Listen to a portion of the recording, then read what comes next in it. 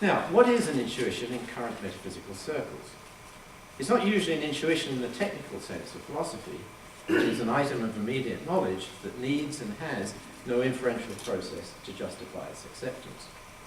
The sense in which many contemporary metaphysicians use the term intuition is to refer to a psychological entity, a belief state that's accompanied by a felt sense of certainty. Sometimes this can be the starting point for a process of reflective equilibrium, but more often it's simply a non-negotiable item. We immediately see here one difference between a scientific ontology and one derived through appeals to intuition. The former, the scientific ontology, is revisable as a result, usually indirectly, of empirical investigation. The latter is not. Intuition does play a role in science, but it's always, at least outside the realm of thought experiments, subject to empirical correction. For example, Bayesian statistics allows intuitions to ground prior probability distributions, but requires that the posteriors eventually be corrected by conditioning on empirical data. Now, I'm now going to just use as examples a couple of analytic metaphysicians. I've chosen these because I've learned from them. I did not use these people because I think there's something disreputable about them. There are analytic metaphysicians out there whose work I find deeply disturbing. These people are not. So I mean no disrespect towards the people that I'm going to use an example, just because but I'm using them because I think they exemplify certain trends which need to be corrected. So consider the following claim by George Beeler. Having insisted that a collective long-term cognitive effort by humans allows an approximation to the ideal cognitive conditions that are required for a strong modal tie of intuitions to the truth. So what Beeler is doing is saying, yes, we have to recognize that individual intuitions are fallible, need correction, but if you look at collective intuitions over a long period of time, you'll find that they start converging towards what he thinks is the metaphysical truth.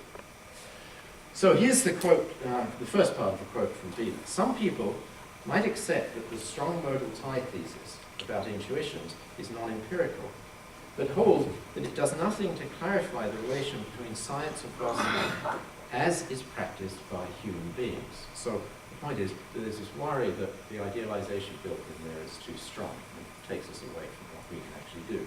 After all, these theses yield only the possibility of autonomous, authoritative philosophical knowledge on the part of creatures whose cognitive conditions are suitably good. What could this possibly have to do with the question of the relation between science and philosophy as actually practiced by us? Well, that's a good question.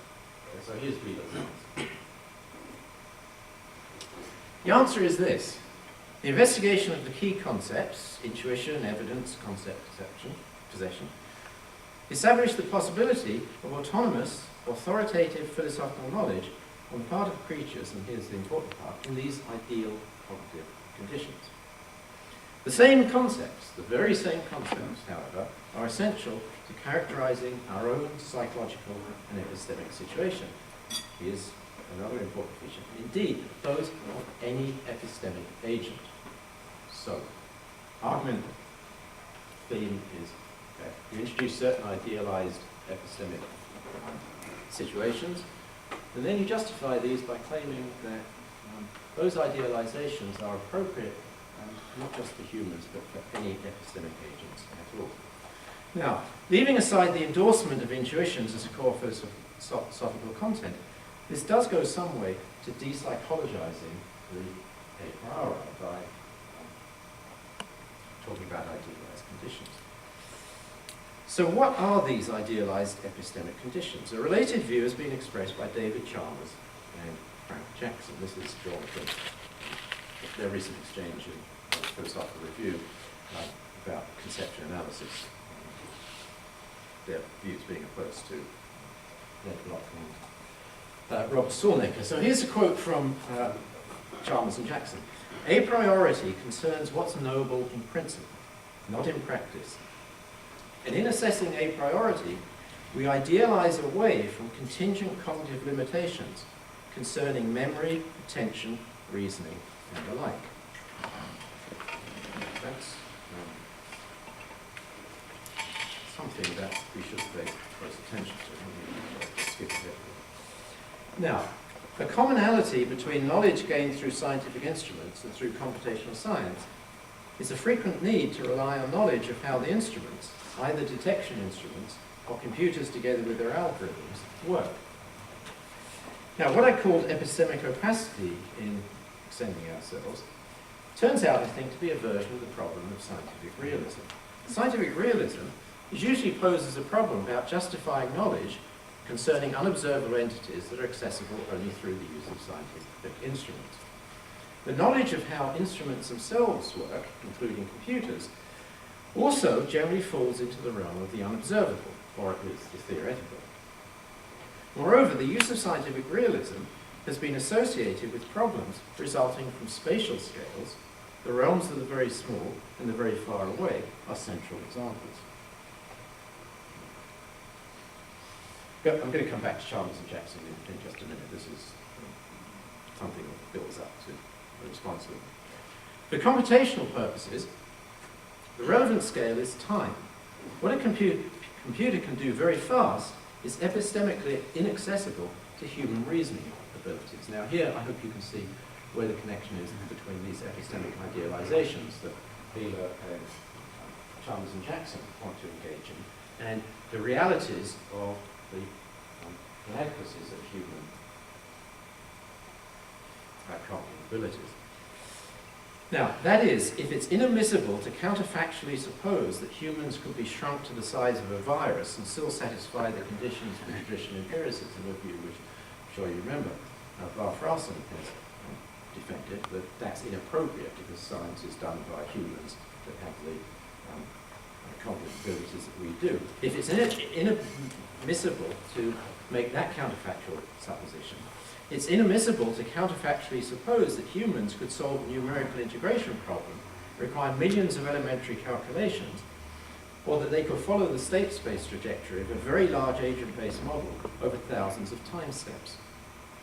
Now that argument that I've just given you runs at odds with the abstract attitude that's taken by logicians and computer scientists towards computational complexity measures, in which the relevant measure is the number of computational steps needed that's abstracted from the practical considerations of computing speed. Now, that attitude by the logicians and computer scientists is of course reasonable for the purposes for which such measures were invented, which was to give measures of comparative difficulty for computational tasks. But the logicians' concerns are not the scientists' concerns, which are that real-time computations are the appropriate consideration for applying theoretical models. Now, return to Chalmers and Jackson's view.